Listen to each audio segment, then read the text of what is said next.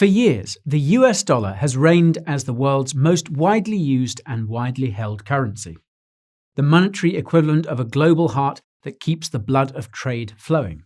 However, more recently, this status has begun to wane. Some say that this could be the beginning of a trend that sees other currencies and assets taking its place. Bad news? Well, that all depends on who you are and what you own. In this video, I'm going to tell you exactly why the decline of the US dollar is one of the most bullish signals yet for the long-term prospects of Bitcoin.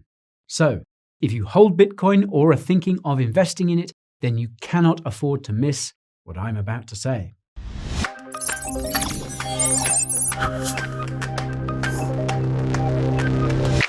Before we lift off, we need to strap in. Although I may make wiser, I am no financial advisor. Therefore, I cannot impart financial advice, and this disclaimer will have to suffice. All this content is for educational and informational purposes. Now, with that out of the way, I would like to say hey to all the new viewers today. Welcome to the Bureau. My name is Guy, and I'm your guy for everything crypto. News, reviews, overviews, anything you choose. So, if that's something you would like to use, flick that subscribe button. Ping that bell as well to let YouTube know what you want to know about. And one more thing, please do note the timestamps in the timeline right here. Those are for you to jump around, jump up, and get down should you wish. Although I do encourage you to watch as much as you can. Alrighty, ladies and gents, let's get going. The dollar is an asset, and its value is of course determined by its price. So, how has that price been doing recently? Well, not too good. The best way to get a sense of the value of a currency is to compare it to that of its global trading partners. This is why we have the US dollar index. For those that don't know what this is, it's just a measure of the exchange rate of USD to a basket of currencies of the US's global trading partners. Let's pull that up, shall we? As you can see from this chart, the index has been on a sustained decline since the beginning of last year. In fact, it is down by over 10% since the beginning of March last year.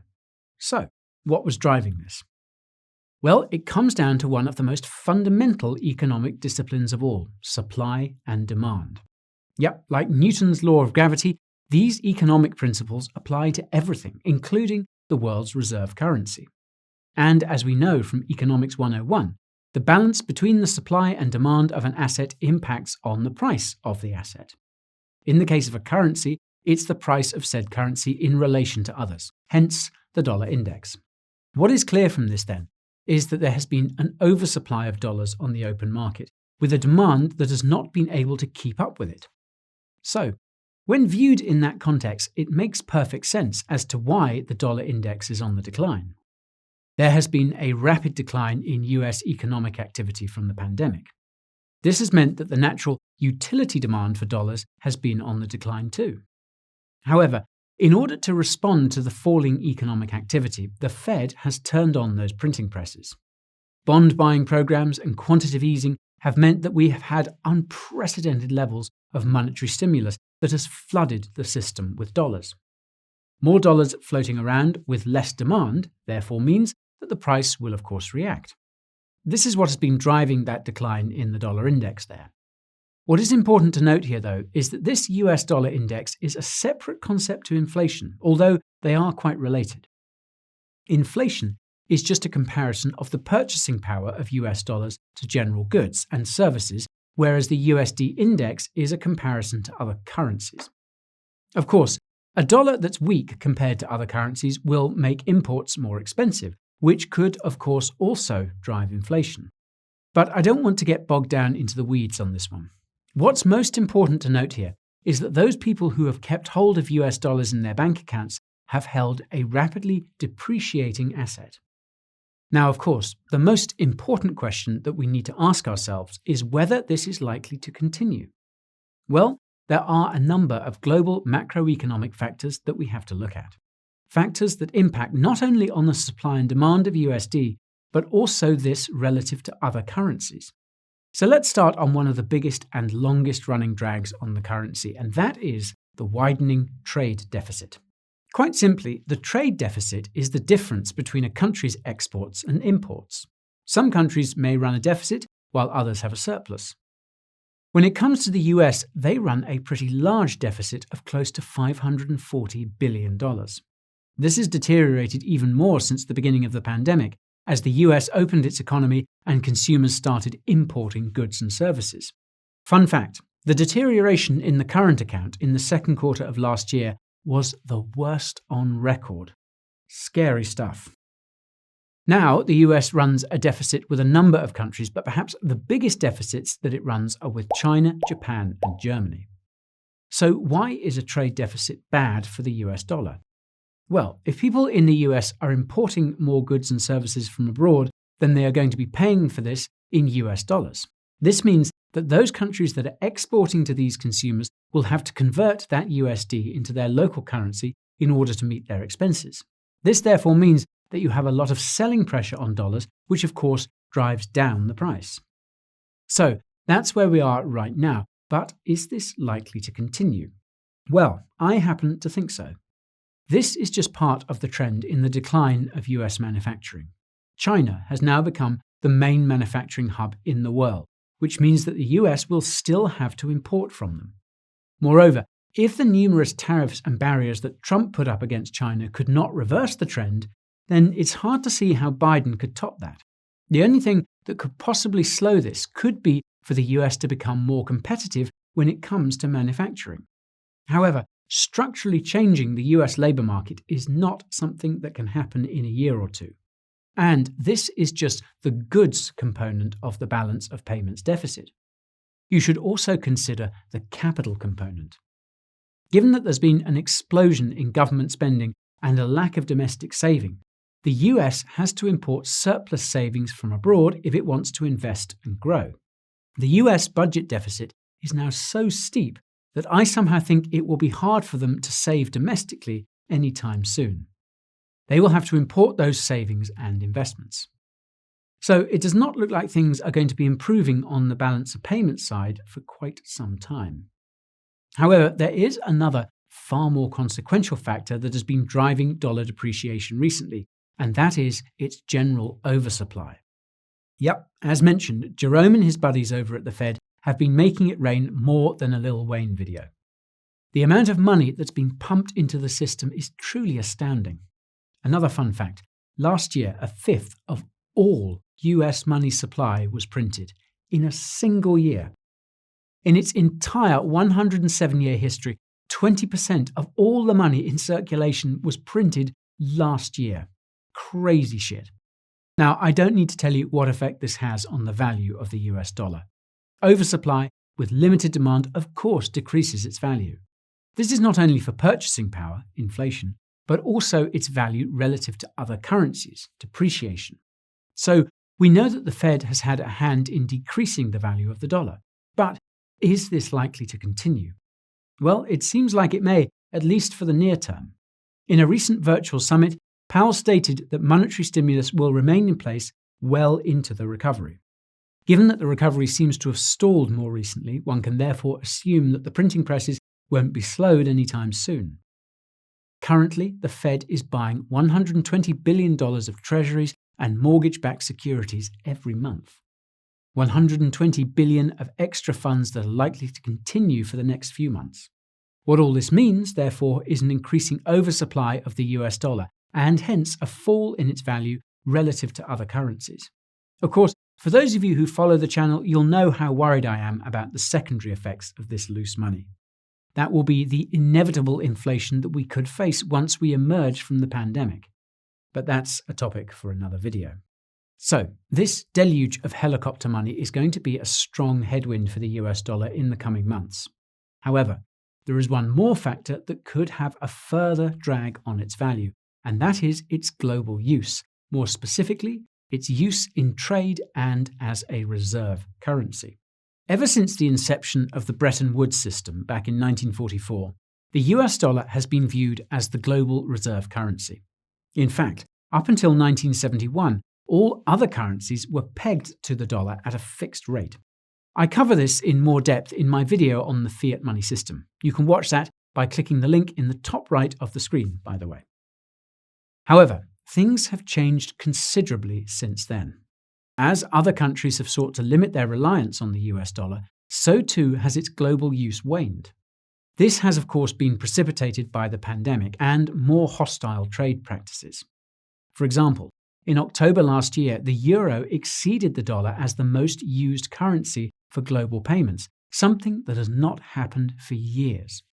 And it seems as if this trend is likely to continue.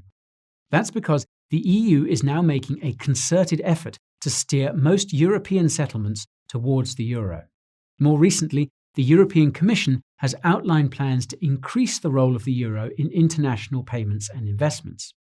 For example, they're going to be offering incentives for European market participants to work with currency clearinghouses that are based in Europe. And the Europeans are not alone in this. Both Russia and China have signaled that they would like to move away from their dependence on US dollar settlement. And this was even before the pandemic and tumultuous geopolitics of the past year. So, what all this shows us is that demand to use greenbacks as a means to grease the wheels of global finance and trade is likely to diminish over the coming years. As this transactional demand starts to wane, so will its price relative to other currencies. Of course, this is just the use of dollars as a medium of exchange. We should also not forget that dollars are held by foreign central banks as a buffer to protect themselves. You can think of this as the investment demand for US dollars. So, let's take a look at that, shall we? Here is a graph that shows us the US dollar percentage of global reserve currencies. As you can see, there's been a sustained fall in this share over the past 7 years. Much of this comes down to those same geopolitical concerns that I just mentioned. But apart from that, I think it just makes practical sense. Why would a foreign central bank want to hold a currency where the value of said currency can be easily impacted by the actions of the Fed? Moreover, these central banks are banking on the continued solvency and strength of the US fiscus, both of which can sometimes be considered dubious. Moreover, times have changed quite considerably for some of the largest central banks. Gone are the days when there were no reasonable alternatives to the US dollar. Other global currencies such as the yen, euro, and sterling have gained market share. Oh, and take a look at the growth of Chinese RMB use over here. That's a pretty substantial increase, which came on the heels of RMB becoming an official reserve currency in 2016. Of course, it's not only been currency that these banks have been diversifying into. They've also been net buyers of gold ever since 2010. So, what all this means is that there's less central bank demand out there for US dollars, less demand to use it as a store of value. If we couple this with all of the other factors that I mentioned above, it's no surprise that the value of US dollars has been on the decline. Okay, so that's my prediction for the trajectory of the US dollar. Not the most rosy, but the most likely. But fear not, because I'm going to tell you why this decline in the US dollar is the single most bullish factor that could supercharge Bitcoin. It's no longer a pipe dream. Bitcoin is emerging as one of the best bets against the declining value of the US dollar. This is thanks to the many characteristics that make it such an amazing store of value: limited supply, immutability, transparency. It's actually emerged as a theme among these investors. Bitcoin is an inflation and dollar hedge that can be used to protect your wealth from these sustained trends. Firms on Wall Street are making the distinct connection between dollar weakness, inflation, and Bitcoin. These include the likes of JP Morgan, Paul Tudor Jones, BlackRock, the list goes on. You only need to take a look at the immense amount of institutional adoption that we've seen over the past year.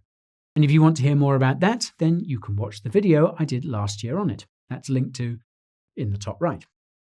And I know what you're thinking. These are high alpha, driven, risk-taking Wall Streeters. Of course they're comfortable with Bitcoin. Well, last year it was also announced that MassMutual, an insurance fund, was picking up Bitcoin. Insurance funds are much more risk-averse than your traditional money manager. And much more recently, it was disclosed that the endowments of Harvard, Yale, Brown, and the University of Michigan have started buying Bitcoin. Now take a second to think about that. funds that are tasked with preserving capital for generations are investing in Bitcoin. They are a completely different investor class that's focused on steady growth and capital preservation. They are mostly global macro-focused and are investing in Bitcoin based on global trends, one of which is, of course, hedging US dollar devaluation. If you have Ivy League uni endowment funds investing in Bitcoin, how long do you think before pension funds start dipping their toes? Their investment profile is not that far removed. And Wall Street has already started building the infrastructure required in order to service these large investors' needs. Take a look at all the banks and asset managers that are starting to offer Bitcoin custody solutions. BlackRock, Fidelity, and even Goldman Sachs. Or how about regulated investment funds? We all know about the explosive growth in AUM at Grayscale, but there are a number of other funds that have opened their doors. Let's also not forget that there's a raft of Bitcoin ETF applications that have been filed. We also have a more crypto-friendly SEC, and if one of these is approved, it will give a whole swathe of new investors an opportunity to buy into Bitcoin. So, this is all known and, of course, extremely positive for Bitcoin. But there is one investor class that could have an interest in buying some of that digital gold, and it's one that I've just alluded to. I personally happen to think that there is a fairly decent chance that we could see a foreign central bank start allocating some of its reserves towards Bitcoin. It's only logical. It's a strong dollar and inflation hedge and would allow them to diversify away from the concept of foreign currency fiat reserves entirely. As I've shown, these central banks are more than willing to invest in gold as a store of value. However, if you've seen my video on gold versus Bitcoin, you'll know why I think the latter beats the former. If you haven't seen that, may I direct your attention to the link in the top right of the screen. That's where you can watch it. Now, when it comes to a central bank, the main benefits of Bitcoin come with its ease of storage and conversion. There's no need to rely on a bank to hold cash or a vault to hold gold. A simple hardware device could theoretically hold the keys to the reserves of an entire central bank. Now, it's not just me that thinks that central banks could dip their toes in these waters. The chaps over at Messari mentioned it as a possibility in their 2021 crypto investment thesis. They see it as potentially appealing to central banks of those smaller EM currencies that are quite volatile. Still think it's a pipe dream? Well, here is the ex-Prime Minister of Canada actually referring to Bitcoin as an alternative reserve currency to the US dollar. Don't let anyone tell Jerome that. Anywho, the amount of dollars currently held in reserves by these foreign central banks is immense. A tiny bit of diversification with a few of these banks could skyrocket the price of Bitcoin. That's just because there is very little of it to go around. Time to start wrapping this video up, folks. It's quite clear that the value of the US dollar is on the decline. While this trend may have been present before the pandemic, there's no doubt that it has precipitated it. Moreover, given many of the macroeconomic factors I mentioned earlier, it looks like this trend is likely to continue, at least for the foreseeable future. The current account deficit is growing. The Fed is still printing. Foreign governments are diversifying and central banks are hedging. When combined, these forces don't seem to paint a pretty picture for USD. Of course, one man's pain is another man's gain. Dollar hedges are likely to become extremely popular. This is especially the case when devaluation is combined with broader inflation. As I've shown, Bitcoin is perhaps one of the best dollar hedges out there. And that is not an opinion, it's becoming common knowledge. You only need to take a look at all the institutions, corporates, funds, and endowments who have allocated parts of their portfolio to Bitcoin. I think that the last piece of that puzzle may in fact be central banks. As we've witnessed with the corporates, all you need is one of them to break the stereotype, to take the plunge and hopefully start a trend. If that trend does take hold, then grab hold of your sats because this is going to be one crazy ride. That's it, my friends, my gloomy overview of the dollar, but super bullish view of Bitcoin. Of course, I'm a crypto guy and I may be biased, so I need to hear from you. Any no-coiners care to opine on my analysis? Or do you have any questions for me? Please do fire them into the comments below. Oh, and while you're down there, you may also want to sneak a peek at my dedicated socials page. It has links to all the other places that you can follow me and get the content that I'm not sharing here. And if you dig this epic crypto swag, then you can help support this channel by bagging yourself one in my merch store. There are some pretty cool designs there. Finally, folks, thank you so much for watching. To make it special, smash up that like. To make it extra special, flick that subscribe. Ping that bell, and we will never be separated again. Huh. Me, you, and this amazing cryptoverse. Till next time.